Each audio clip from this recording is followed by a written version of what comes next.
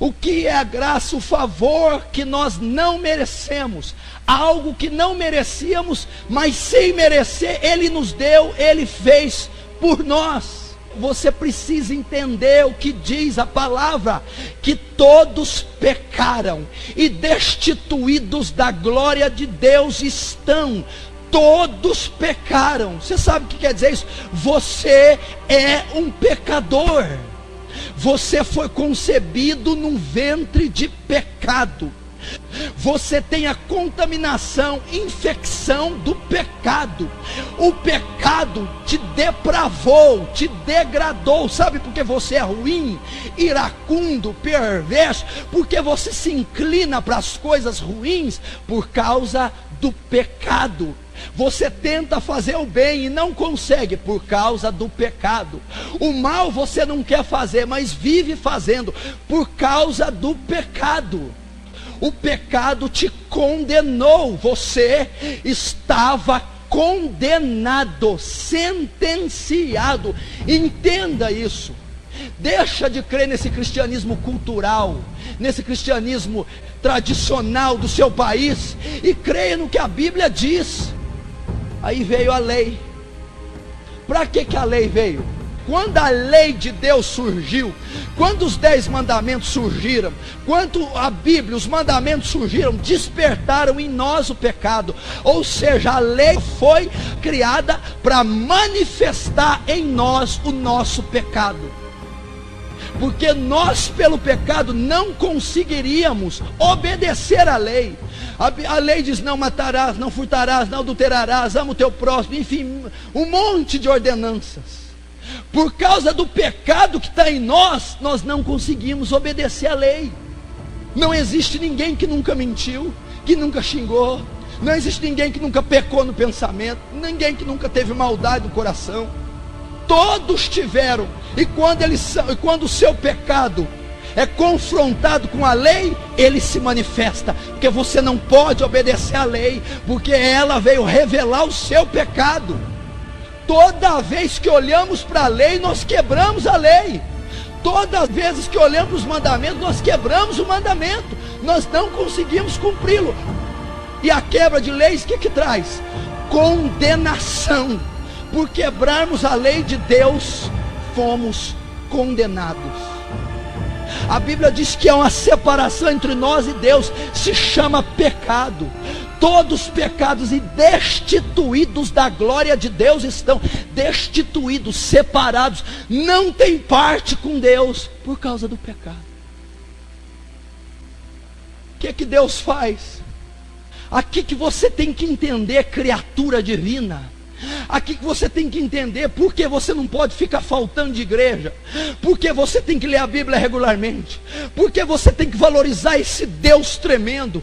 Agora você precisa entender esse amor, e eu vou mostrar para você que Deus não é qualquer coisa, não é um utensílio para usar no fim de semana, que Deus não é algo para vir no final de semana apenas cultuar de forma religiosa, que Deus é tudo em todos, que o amor dele é a única coisa que não nos deixa ser mortos e exterminados. Vou te dizer uma coisa, eu estou pregando aqui, fui usado de uma forma poderosa. Se Deus me mandasse para o inferno agora, depois de ter sido usado dessa forma, ele seria totalmente justo. Se ele me mandasse para o inferno agora, do jeito que eu estou, depois de pregar aqui nessa ceia, ele não deixaria de ser justo, porque eu mereço o inferno. O que é a graça? Ainda eu merecendo o inferno, ele vem e paga o preço por esses pecados meus, transgressões. Ainda eu estando errado, culpado, ele diz: você está culpado, errado, você fez por merecer, você merece o inferno, mas mesmo assim eu vou te absolver. E o preço que era para você pagar, meu filho paga no teu lugar. Isso é graça. O que é a graça? O favor imerecido. Eu não mereço ir para o céu, eu não mereço ser salvo, mas ele ainda assim salva. para você ter acesso à salvação, à vida eterna, ao Espírito Santo, alguém teve que pagar o preço no seu lugar. Jesus morrendo na cruz. A ira de Deus que era para cair sobre você, caiu sobre Jesus. A condenação que era para vir sobre você, veio sobre Jesus.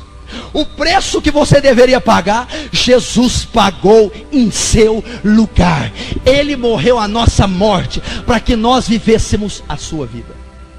Ele amou de tal maneira, está perdida a raça humana, o homem está podre, pecador, imundo, ele merece o inferno, mas o meu amor é tal, é tamanho, que eu vou dispor do meu único filho, do meu filho unigênito, e eu vou dá-lo por preço em troca do homem. Não olhe para o sacrifício da cruz como um filme, um desenho animado e um conto histórico. Olhe para aquele homem sendo dilacerado na cruz em teu lugar. Era você que era para estar pregado lá, era você que era para estar lá. Ele desceu ao inferno, era você que tinha que descer. Ele foi escarnecido, era você que tinha que ser escarnecido. Ele foi transpassado, era você que tinha que ter sido transpassado. A ira veio sobre ele, era para vir sobre você. Você está entendendo o que Deus está querendo dizer? A minha graça te basta. Senhor, cura? Não.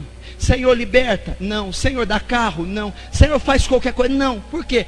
Porque a minha graça vos basta. O que ele está querendo dizer? Só o fato de eu não ter consumido vocês com a minha ira te basta. Só o fato de eu ter cancelado todos os seus pecados te basta.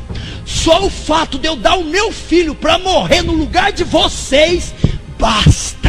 Eu não necessito fazer mais nada. Só o fato de eu ter comprado a ressurreição de vocês, ter escrito o vosso nome no livro da vida, te basta. Onde abundou o pecado, superabundou a graça. Como que o pecado abundou? Quando a lei foi revelada, o pecado generalizou, abundou. Todo mundo se fez pecador quando a lei foi manifestada. Você, quando se confronta com a palavra de Deus, você vê quão pecador você é, quão merecedor do inferno. Agora, olha mais uma vez, quem é esse Deus?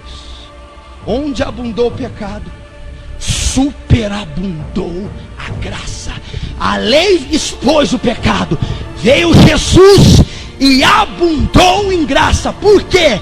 Tamanho foi a exposição do pecado, mas tamanho foi o sacrifício de Cristo, ao ponto de cobrir todo o pecado. Assim superabunda a graça de Deus.